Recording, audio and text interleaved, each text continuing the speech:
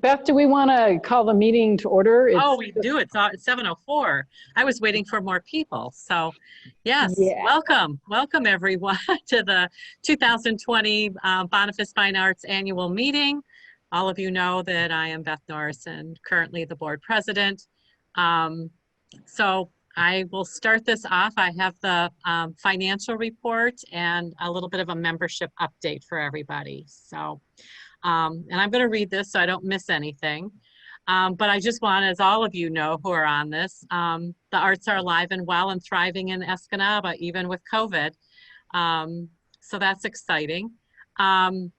While we've all been adapting and adopting changes, not only for our daily, but our work and our social lives the past 8 months, the Bonifas has also embraced change.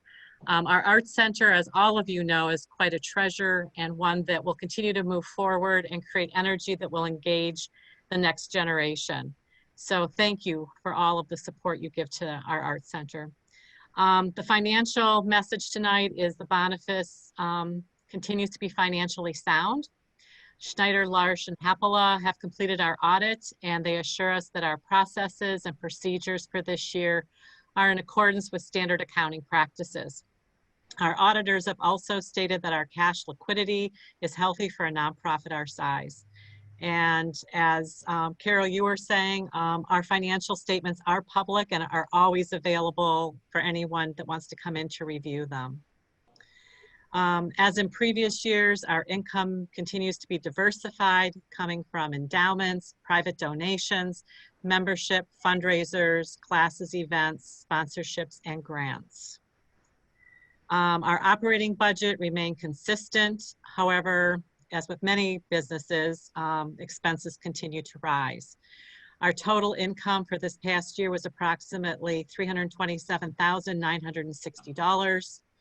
And as all of us know, the unexpected closure of the Bonifas due to the COVID-19 pandemic, we have to acknowledge that we are very grateful to federal and state government grants that allowed us to sustain our workforce, additional grants from the Michigan Council for Arts and Cultural Affairs and Art Bridges provided technology training, programming, and equipment for us to move into a virtual online presence. These grants continued our work, but they are new and in emerging ways. We have found that technology is our friend. And, you know, we are starting to embrace that digital world as an opportunity that will not only strengthen the Bonifas, but also our connectedness with our patrons. Some updates from this year. As we mentioned last year, we reside in a beautiful historic building that's over 80 years old. This year, we were able to make a few capital improvements that amounted to about $41,000. That included our elevator, boiler, and roof. Necessary repairs and improvements for an aging building, but not the most glamorous or the most fun. And Sue can attest to that because she bore the brunt of, of all of that. Tonight, we're excited to announce that again this year, the Michigan Council for Arts and Cultural Affairs has just announced, and Pasqua and Carol, you'll be excited, that the Bonifas will receive $22,000 in grants, which is up from $18,000 for last year. Wow. But what's even more exciting is that the evaluation of our grant was extremely high. And this will allow us to know that we will be getting grants from them for the next 2 years by submitting a much simpler form. And with that, I need to hats off Sue Roll. You are an incredible, skilled grant writer. Don't know what we would do without you. And so thank you, thank you, thank you. I mean, You're welcome. It was a team effort, trust me. Yes, people know the numbers and the writing skills more than we can imagine. Well, it's due to your due diligence of constantly retweaking those grants, being a reader for them. I think you've just learned a lot, and it's certainly the Bonifas is benefiting from it. So thank you, thank you. Looking forward to this year, we have opportunities to develop common organizational goals and establish assessments with intended outcomes. We will continue to develop contingency plans to adapt to changing demographics, social and economic environments. We do need to find new ways to strengthen our connectedness to our membership, our benefactors, and our sponsors. So we are going to need all hands on deck, all of you, more than ever, to continue to support the arts, share the arts with family, and encourage friends to join the Bonifas and be active participants. It is not only my hope, but the hope of the Bonifas Board of Directors and staff that we will continue to be a place for artists to come together and share their work, to be a safe haven for our community to explore their creativity and allow imaginations to soar. So with that, I say we can do this, even with all of the challenges in a new environment. So thank you, all of you, for all that you do for the arts. And with that, I am going to turn this meeting over to Sue Roll, who's going to give us our 2020 year in review, and what a year it's been. Yeah, thank you, Beth. Those are happy words. Yeah. Craig's going to put up my little presentation. I think you'll recognize the graphics I used and why that is. Everything was going just fine, is the quick review for the year. So let's go to the first slide. Everything was going fine. Craig, can I have the next slide? Okay, there we go. We had a lovely set of Music Mondays, a great waterfront with almost 3,000 attendees. Toddler Art saw a change in its very popular program. It was in its 5th year, and saw a new instructor come in and well received. Some great exhibits with a lot of variety of art and artists. Our most visited exhibit of both minds came together with a Rube Goldberg machine done. So it was really a great year. It was getting off to such a good start. And then COVID hit. Art Bridges was one of our big positive things for the year. They became a foundation that we partnered with, which is different than you can just apply for grants to different places. They select their partners and do that carefully. And big thanks to Pasqua for her original work with Visions of America or American Visions of History? I can't remember. It was the Manoogian exhibit, which started the partnership that they arranged, but that has been a real blessing to us. So COVID hit. We shut down on March 24th and we're closed through June 9th. So Craig, next. We coped. That's just kind of what you do. You can see that we did Zoom meetings and WebEx meetings. We tried a variety of technologies. We tried Facebook meetings and settled on Zoom, I think. You can see in some of the other pictures, we did social distancing meetings inside with artist gatherings and classes, and our meetings were outdoors and socially distant. We found resources. The MCA Emergency Relief Funds gave us $3,000 to continue certain positions, and we invested that in sanitizing the Bonifas as well as investing in technology and technology training. The payroll protection program, we qualified for $30,200 worth of loan. We spent all that money on payroll, and therefore it's all forgivable. They finally came out with the paperwork so we can go fill it out and be forgiven. So financially, it's a debt until I'm hoping within the next month that will be all forgiven and taken care of. Art Bridges had a program called Bridge Ahead, which was there to help its partners do projects that would enable them to keep in touch with their members in their community. We got $17,500 from them to do 2 things. One, to get the technology and technology training we need for online classes, virtual tours, and all the technology thing that many other places are already up to speed on. So we're learning that. So we have a lot of equipment that we've ordered and it's been received, and we're learning how to use it and to try and do quality classes and virtual exhibits. So we're working on that. Thanks for Art Bridges. They also gave us money for a community art project, which we'll be rolling out later this fall and into the spring. So we found resources, we found a way to cope, and we moved on. So in the middle of difficulty lies opportunity. I thought Einstein had it right. So what was kind of a shot in the gut with a paintball gun became a piece of art. So let's go and look at by the numbers. So from March on, everything was pretty well diminished. But in the end, we still did pretty well. 3.5 days were needed to insulate the Bonifas Theater roof. Yay. That's made a difference in what we can do in the future. And we had no ice dams. It was done last December. We had no ice dams in the spring, and we're hoping we won't have any this year.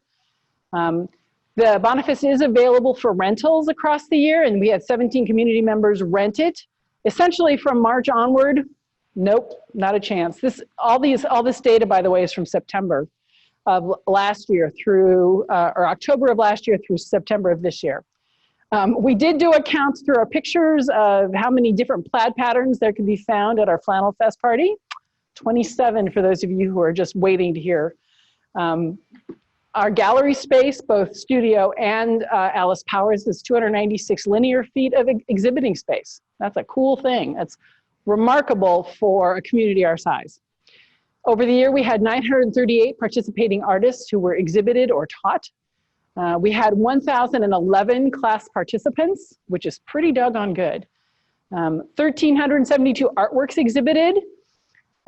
We estimate 3,026 people attended plays at the Bonifas Theater. Go Players, it's a cool thing.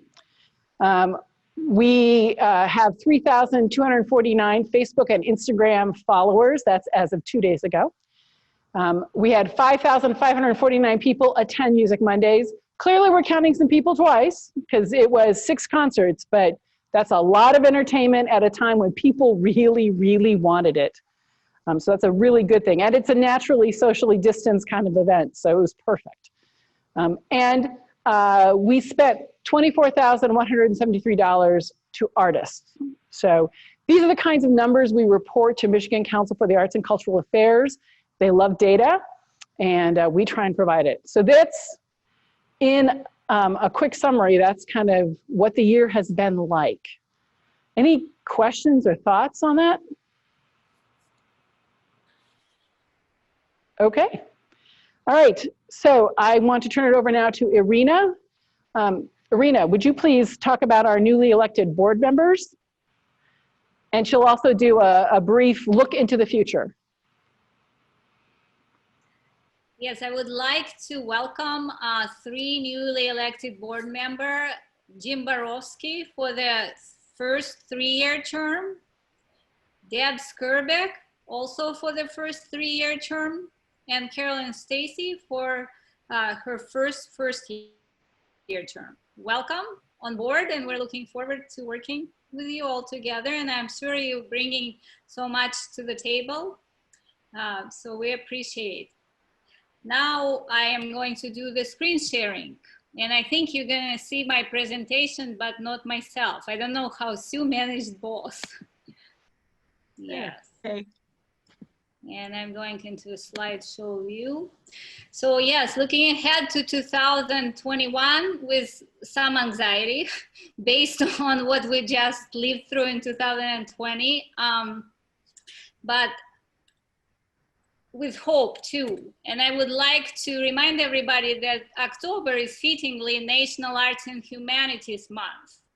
And Robert Lynch, I'm going to read his quote because I think it's a very good quote and it highlights our place in the community. The arts are the lifeblood of our communities, raising morale, creating community cohesion, providing comfort during dark times, while also delivering a huge economic footprint. So it's a month to celebrate ourselves a little bit and what we have been able to do to help people adjust and survive during this year. And the way I see our role in the future as the Bonifas as a Central UP's Arts and Humanities Hub. All different kinds of arts under one roof, including the theater, working together and offering something for everybody in the community on the level they want to participate and for the demographic they're in. I also would like to remind you of our vision, or rather of the board vision, and that's provide opportunities for every community member to be touched by the arts. So we want in the future continue being inclusive, offering something for everyone on different levels. We want to continue being educational and being fun. And to fulfill our vision, we need to, first of all, to adjust and continue adjusting to the current circumstances. And we've already done a lot, as Sue have just told us all. We have taken our programs outside, we've been socially distant and masked, we sanitized everything, but most importantly, we stepped into the brave new world of virtual programming. We've taken our classes online, both in person, live, and on demand. We've live streamed our lectures, did gallery tours, live streamed on Facebook our concerts, and people are participating and engaging. So that's the adjustment part. The second thing we need to continue doing in the future is to sustain what we have achieved. And again, we've seen in Sue's presentation, we really have been offering a lot to the community. We have high quality, variety, and level of programs. And we are really geared towards every population group under the sun. And the third thing we need to continue to do in the future, and on which we have to focus, as Beth mentioned in her speech, we need to connect with the community even more than we've already been connecting. We need to keep learning of the needs and interests of artists, their families, different demographics, and adjusting the programming towards them. We also need to continue raising awareness about us. And to that extent, we have a new marketing coordinator, Brianna Acklid, and she's been already making big strides into diversifying our marketing, being more focused, being more engaged in social media marketing, which is very current. So we're really looking in the future to, in order to bring more people, we need to continue spreading the word, and spreading the word through all available channels. And lastly, but not lately, we are planning and hoping to grow. We now, through virtual programming, can grow outside of the UP geographically. Literally, like Beth mentioned, if you're snowbirding, you can take us with you.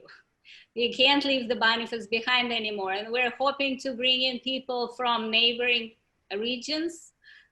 Because, for instance, on Saturday, when the kids are going to attend Night of Magic and Wizardry on Zoom, they can come whether they're in Marquette or in Wisconsin or even in Chicago if they wish. So we're going to continue working in that direction. And through our new marketing strategy, through our new virtual outreach, continuing to grow beyond the region. But we also will continue to grow through our partnerships with different organizations in the community and outside of it. Different, sometimes unexpected ones, like the ones we formed with senior homes and assisted livings in the area. The outreach programs with different schools. So those are the 4 things we're looking to do in the future with the Bonifas. And we're already doing them, but we certainly need to redouble our efforts. And those are adjust, sustain, connect, and grow. And we will work on new ways to engage with everybody in the community, and hopefully to emerge stronger and more diverse on the other side of this pandemic, whether it's 21 or 22, it's anybody's guess. We are working hard to help everybody to get through those trying times. And we're very happy that everybody is on board. Thank you. Thank you, Irina. At this point in our agenda, we're open to any questions or comments that any of you might have.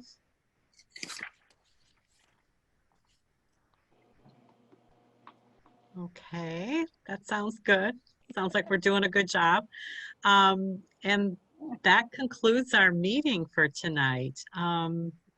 If no one has any questions or comments, we want to thank you all for coming and participating. And I think technology was good tonight. So I will be looking for a motion to adjourn. Motion to adjourn. Jim, do I Yep. have a second? Second. Okay, all in favor? Aye. Aye. Aye. Thank you. Thank you Job. all. Job well Good done. job. Good Thank you job, for coming, you Jim. guys. It's good to have you on Zoom, Jim. Yeah, I'm a little box on the screen now. Yeah, that's okay.